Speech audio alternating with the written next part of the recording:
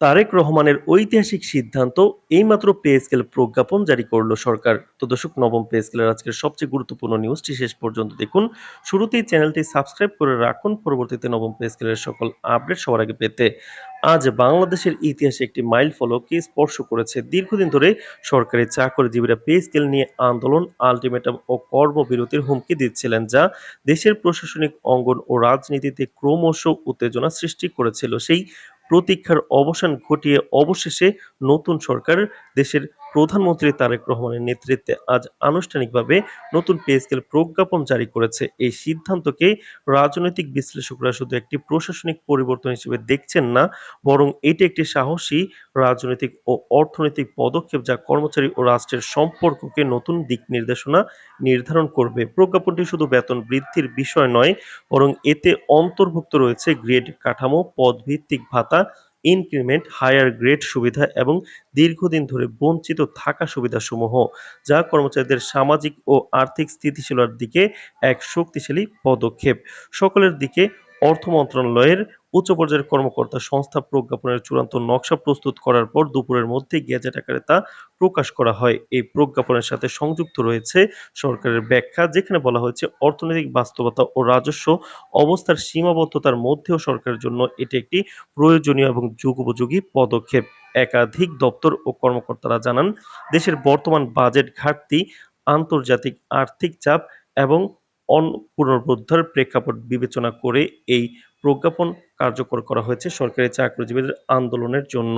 সরকারের এই পদক্ষেপকে অনেকে দীর্ঘদিনের সংগ্রামের ফল বলে অবহিত করেছেন, যেখানে কর্মচারীদের শান্তিপূর্ণ দাবি ও যৌক্তিক আন্দোলনই আজকের এই সফল ফলাফলের পথ খুলেছে। তো দর্শক, ভিডিওটির এই মুহূর্ত পর্যন্ত যারা দেখছেন, চ্যানেলটি সাবস্ক্রাইব করে রাখুন পরবর্তীতে নবম পে স্কেলের সকল আপডেট সবার আগে পেতে। প্রজ্ঞাপন প্রকাশিত হওয়ার সঙ্গে সঙ্গে দেশের সকল সরকারি দপ্তর, জেলা প্রশাসন এবং মাঠ পর্যায়ের অফিসগুলোতে তাৎক্ষণিক প্রতিক্রিয়া শুরু হয়েছে। কর্মকর্তা কর্মচারীরা এই পদক্ষেপকে একটি ঐতিহাসিক সিদ্ধান্ত বলে অবহিত করছেন। অনেকের মতে এই প্রজ্ঞাপন শুধু অর্থনৈতিক বা প্রশাসনিক সুবিধা নয়, এটি একটি রাজনৈতিক বার্তা যা কর্মচারী ও রাষ্ট্রের মধ্যে বিশ্বাস ও আস্থা বৃদ্ধি করবে। দীর্ঘদিন ধরে আন্দোলনরত বিভিন্ন কর্মচারী সংগঠন আজকের এই সিদ্ধান্তকে তাদের সংগ্রামের জয় হিসেবে দেখছেন। তারা বলেন, সরকারের এই পদক্ষেপ প্রমাণ করছে যে যৌক্তিক দাবি, সংযমী আন্দোলন এবং শান্তিপূর্ণ প্রক্রিয়ার মাধ্যমে দেশের নাগরিকরা তাদের অধিকার আদায় করতে পারেন। রাজনৈতিক বিশ্লেষকরা মনে করছেন, এই পে স্কেল প্রজ্ঞাপন শুধু সরকারি কর্মচারীদের জন্য নয়, পুরো রাষ্ট্রীয় কাঠামোর জন্য একটি গুরুত্বপূর্ণ সংকেত। সাম্প্রতিক সময় কর্মচারী আন্দোলন ধীরে ধীরে রাজনৈতিক ইস্যুতে রূপ নিচ্ছিল, যেখানে এই পদক্ষেপ সরকারকে কার্যকরভাবে রাজনৈতিক ও সামাজিক স্থিতিশীলতা রক্ষা করতে সাহায্য করবে।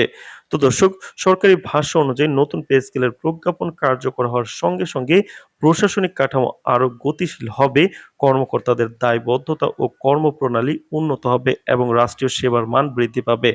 একই সঙ্গে বলা হয়েছে, অর্থনৈতিক ভারসাম্য বজায় রাখার শর্তে এটি বাস্তবায়িত হবে, যাতে দেশের রাজস্ব ও বাজেটের উপর অতিরিক্ত চাপ না পড়ে। বিশেষজ্ঞরা মনে করছেন, এই পদক্ষেপ আগামী দিনে বাংলাদেশের কর্মচারী প্রশাসন ও রাজনৈতিক ব্যবস্থায় একটি স্থায়ী প্রভাব ফেলবে। রাজনীতি, প্রশাসন, অর্থনীতি এবং সামাজিক অঙ্গনের প্রতিটি স্তরে আজকের এই প্রজ্ঞাপনের সাড়া ছড়িয়ে পড়েছে। তো দর্শক, ভিডিওটির এই মুহূর্ত পর্যন্ত যারা দেখছেন, চ্যানেলটি সাবস্ক্রাইব করে রাখুন পরবর্তীতে নবম পে স্কেলের সকল আপডেট সবার আগে পেতে। অনেক সরকারি কর্মকর্তা মনে করছেন, এটি শুধু সরকারি নোটিফিকেশন নয়, এটি ভবিষ্যতে বাংলাদেশের প্রশাসনিক ইতিহাসে একটি মাইলফলক। নতুন পে স্কেলের প্রজ্ঞাপন রাষ্ট্র ও কর্মচারীর সম্পর্কের মধ্যে একটি নতুন স্থিতিশীলতা এবং বিশ্বাসের সেতু বন্ধন তৈরি করবে। কর্মচারী ও সরকারের মধ্যে আজকের এই ঐক্যমত ভবিষ্যতের জন্য প্রেরণা হবে, যেখানে যৌক্তিক দাবি, শান্তিপূর্ণ আন্দোলন এবং দক্ষ নেতৃত্ব মিলিত হয়ে দেশের রাষ্ট্রীয় কাঠামোকে আরও শক্তিশালী ও স্থিতিশীল করবে। তো দর্শক, ভিডিওটির এই মুহূর্ত পর্যন্ত যারা দেখছেন, চ্যানেলটি সাবস্ক্রাইব করে রাখুন পরবর্তীতে নবম পে স্কেল বাস্তবায়ন সংক্রান্ত সকল আপডেট পেতে। আজ এ পর্যন্তই, ধন্যবাদ।